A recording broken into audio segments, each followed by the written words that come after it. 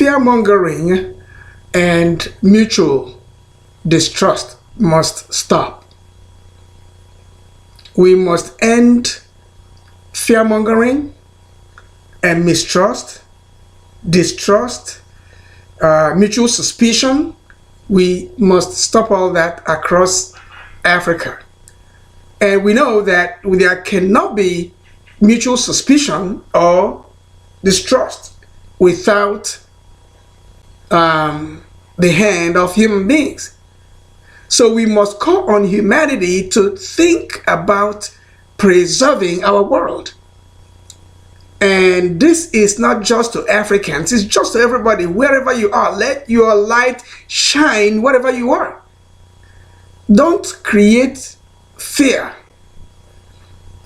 Don't create trust problems, trust issues, and making people to begin to second guess themselves and begin to suspect everybody around them. That is very bad, and that has pulled not just Africa down, but the world.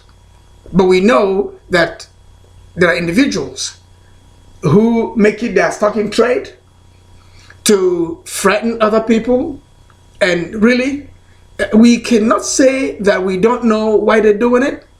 We might not know the exact reasons, but we have an idea that they want to achieve something that is very, very selfish. And to achieve selfish ends, they begin to create fear and make you to wonder where your safety is going to come from, and then you will begin to fall and crumble under the weight of their creation. And how do you crumble? You crumble because you fear. You are afraid. You must understand that nobody dies twice. People die only once. So if you are afraid, what are you afraid of? You are afraid of dying, right? But we've been told in literature about death as a necessary end. So you can't stop it. You don't even know when it takes place. Therefore, we must just remove fear. So if anyone is trying to create fear, don't receive fear, because fear comes from outside. Fear is not resident in you. Fear is an external environment. So you must not accept external environment by name fear. So what do? When you hear anything that can put fear in you, stay away from that very thing. Don't even acknowledge it. Of course, I know it's difficult to do. What I'm saying is not easy to do, but you can do anything you want to do. Human beings are designed such that whatever they set their heart on, they will achieve it. So tell yourself that you will not accept or receive or embrace or assimilate or absorb fear in any way whatsoever. Because when fear creeps in, you lose your immune system right away. Because fear does something that is internal.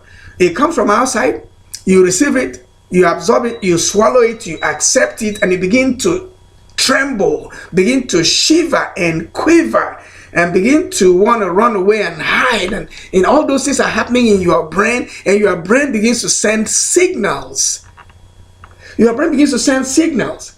And you don't want those kinds of signals that your brain can send under the panic mode, because it leads to even all kinds of health and medical anomalies that you don't even want to roll out their names around here. You don't want it. You want to make sure that you remove fear. Because, okay, now let's say if you are afraid of something and what you are afraid of still comes up against you and destroys you, what did you gain? You died before you were killed. So why don't you stay alive? And if that is going to kill you, let it kill you, knowing that you were standing firm without being afraid. Knowing that whether you are afraid or not, whether you fear or not, whatever that thing is stronger than you. But who knows? When you remove fear, you may discover that that thing is not stronger than you. So one thing you got to do is, first of all, remove fear. Because those who are busy creating fear, they are there. They are in their fear development labs. Remember that we live in a world where there's good and there's evil. Individuals choose which way to go. They'll go to evil or they go to good. If they go to evil, they produce evil, they give it to people. And then those who go to good, produce good and give good out. So but the thing is, those who create evil will give evil to both evil people and good people. They do. And those who create good, just give out good to everybody. Some of you who will get the good from you are good. Some of them are bad. But the thing is, you are on the positive side where you don't deal with fear. And if fear comes, you will reject fear. I mean, it's just a mental state. One thing human beings don't want to do is die. Human beings don't want to die. So if you don't want to die, then why accept fear? Because the people who create fear are out there on the prowl. They're never going to stop. There are so many tools for creating fear. So many tools, hike of interest rates, artificial scarcity, and artificial unemployment numbers,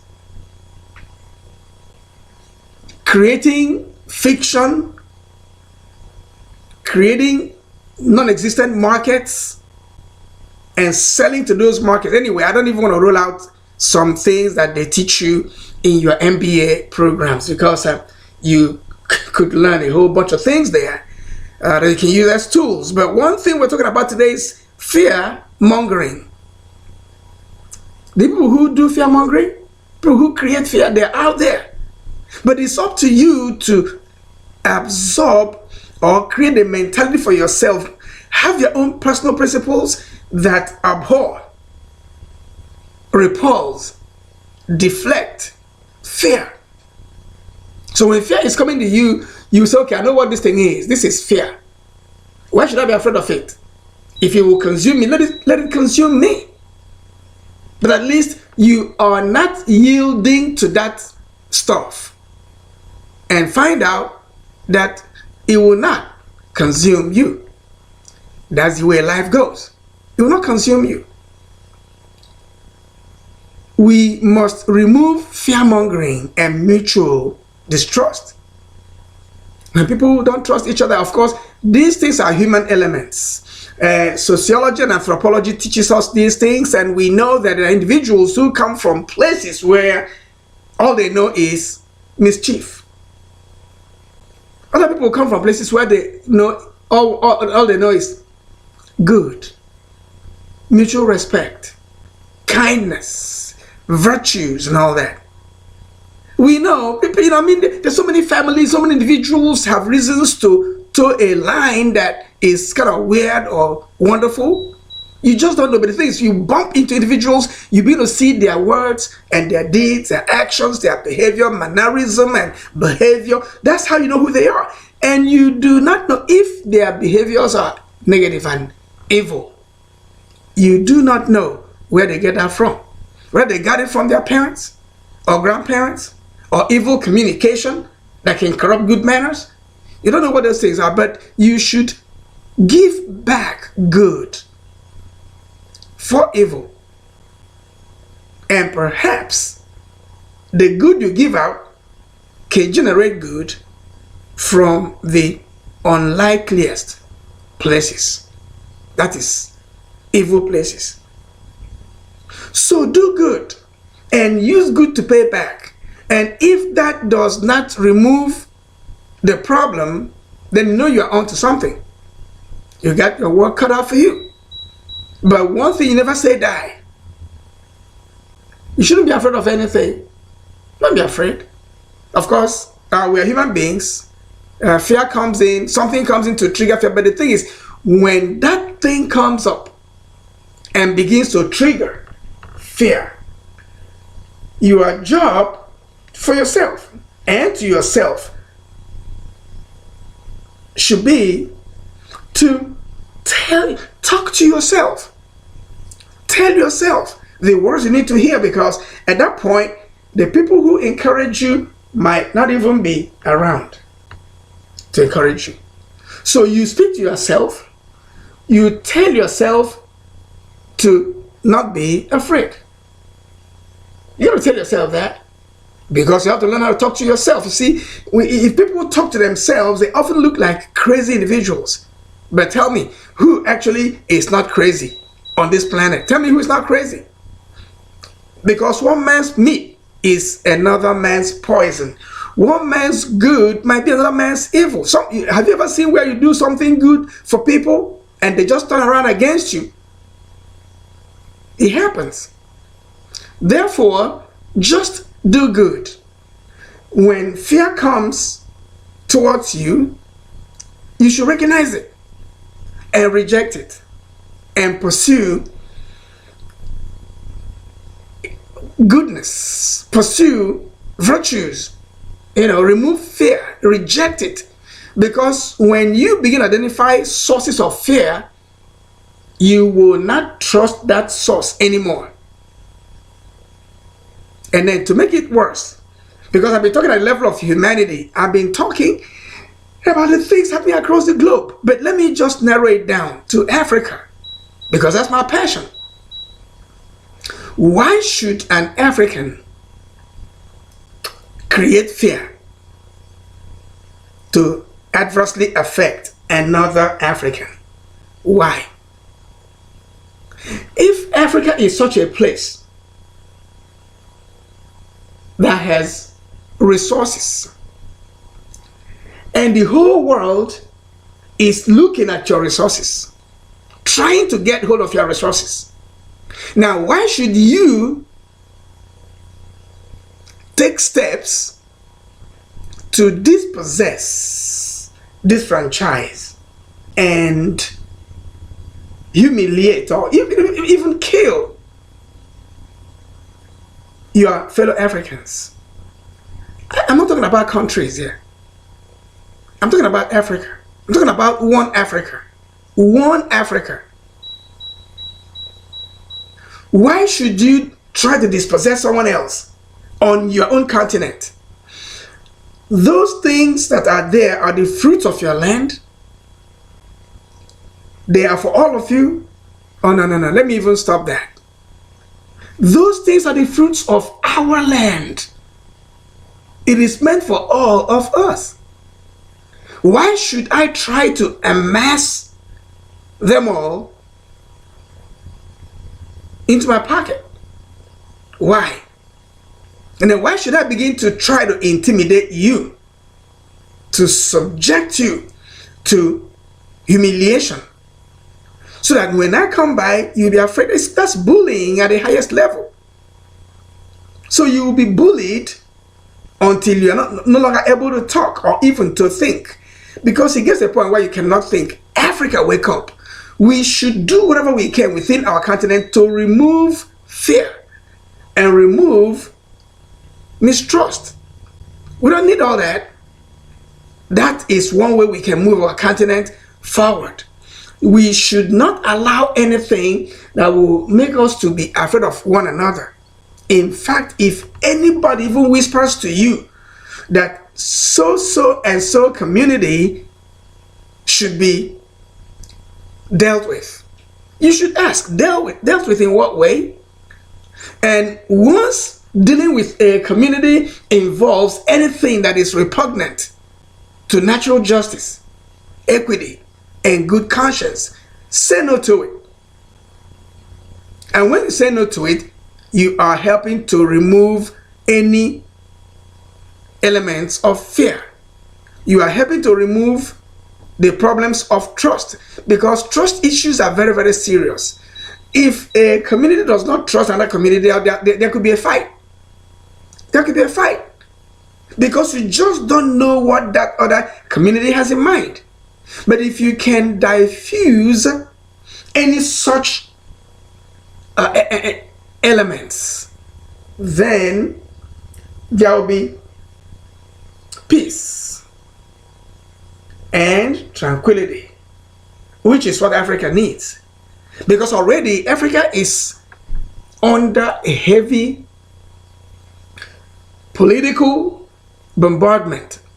I mean, Africa is being bombarded politically.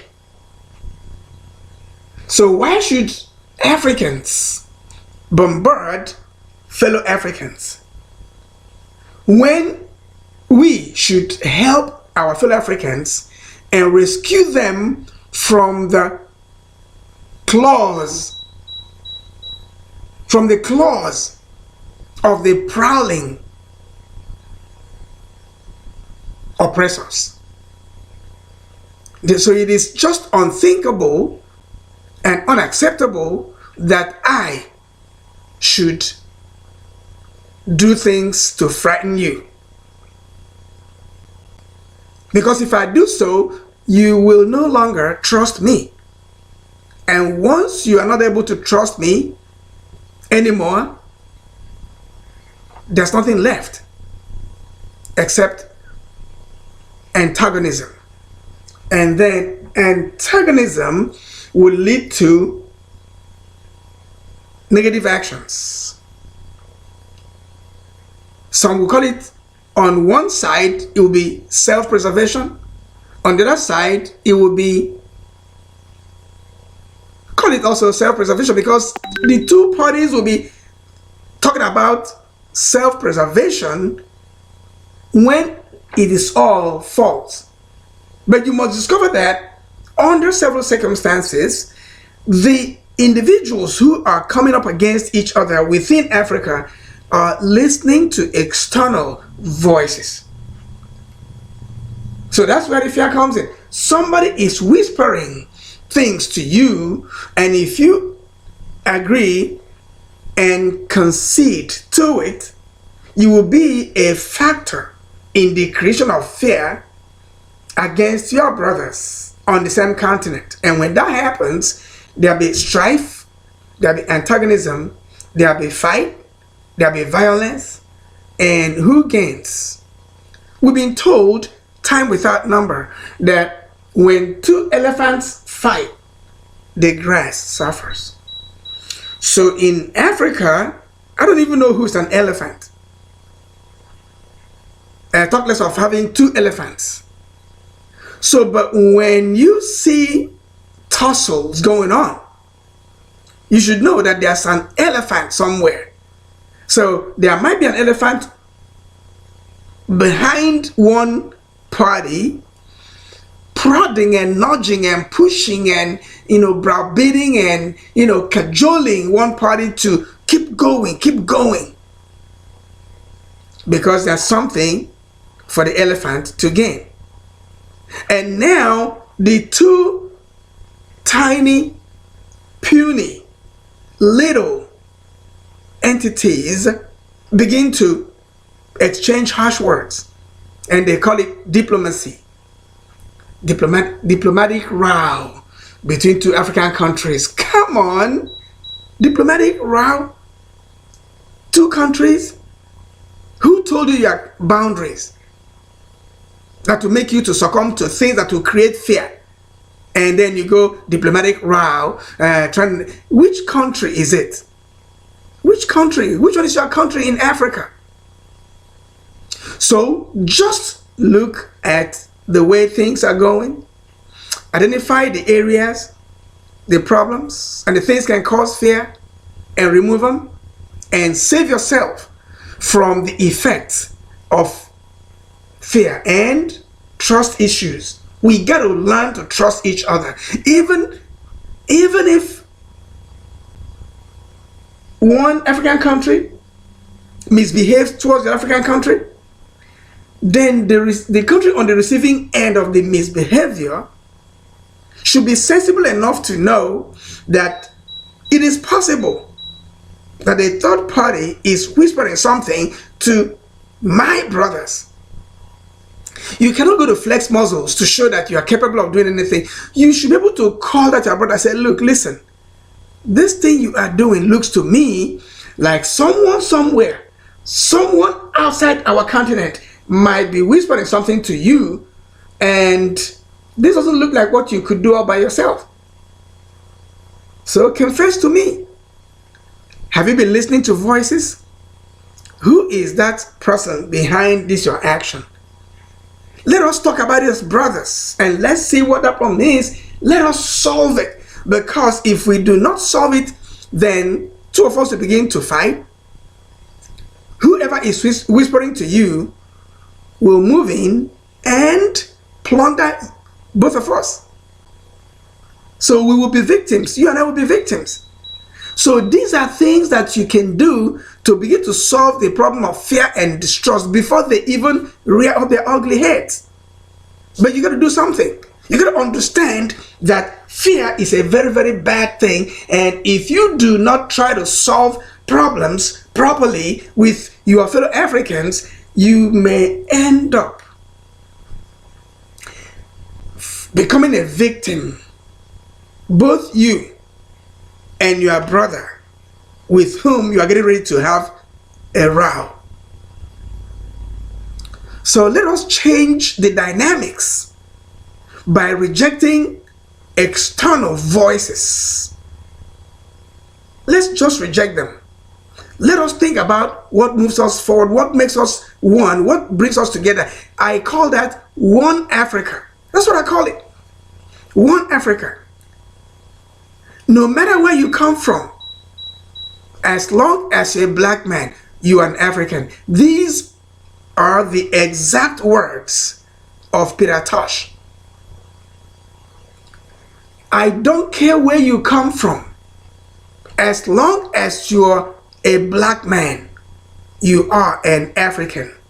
Therefore, if you meet a black person on any continent in this world, tell yourself first that this is my brother, this is my sister, we look alike. Then we can begin to at least forge that unity. When we forge it, we trust each other. In fact, if you try to get over me or get over on me, then I will see it.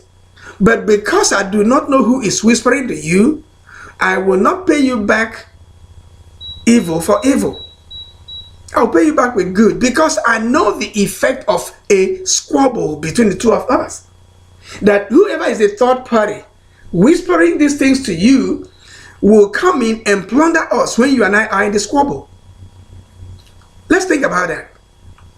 That's why we have to pay attention to fear-mongering and distrust issues, so that when they begin to approach us, we will say, no, I recognize you miles away. Just like you can tell a phony miles away. Even right now, thousands of miles away, because there are phonies. Back in the day, a phony cannot do anything to you unless you come face to face with the phony. But these days, you don't even need to see a phony. The phony comes to you from millions of miles away, if there's anything like that. And you need to be able to smell a phony, hear a phony, recognize the tone of a phony, recognize the words of a phony, whether they are spoken or written. So now we should then use that format to eschew fear and dissolve trust issues, so that we can keep our Africa safe. I mean, one person at a time. So how does it start? In your local community, in your family, right in your family. First of all, love the members of your family, because you cannot go to love an outsider when you hate an insider. Begin with love. Begin with love, because love is the thing that can fight against fear and win, because love always wins. Snogan saying that. So when you see fear coming, the elements of fear, begin to ooze out love without minding. Yeah, sometimes you might look stupid, you might look foolish, you might look ignorant, you might look like you don't know what's going on, but you know that what you're looking at that's coming in front of you, approaching you, is fear. So what you can do is to bring out love and conquer that element. The fear will go away. There's so many stories of things that have happened to different people, and love brought solutions to situations of fear. So now we got to do something about it.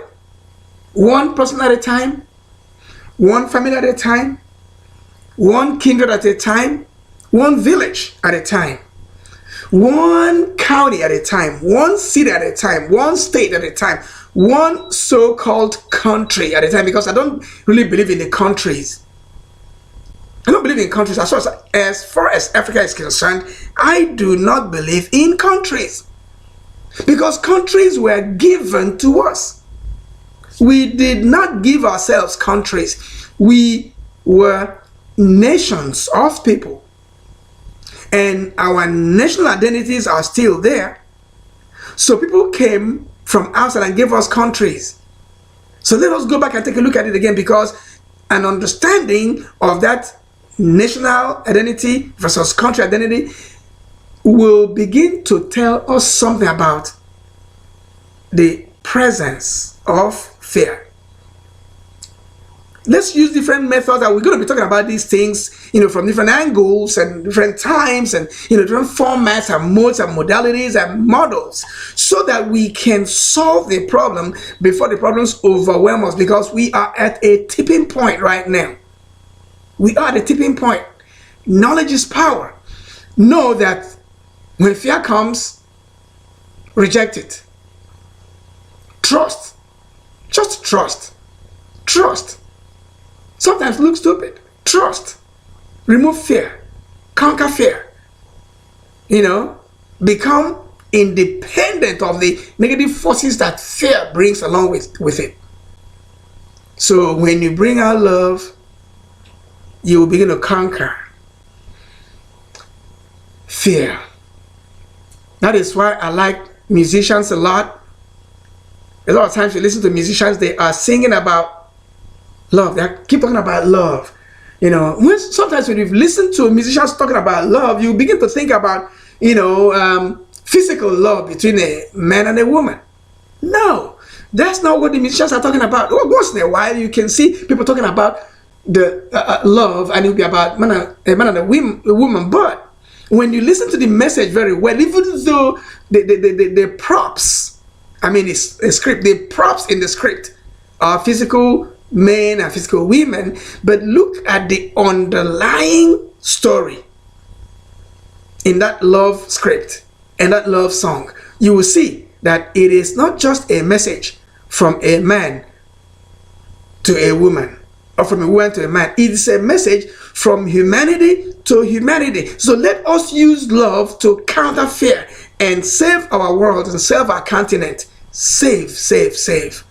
Remove fear. Love, so that we can enjoy our one Africa.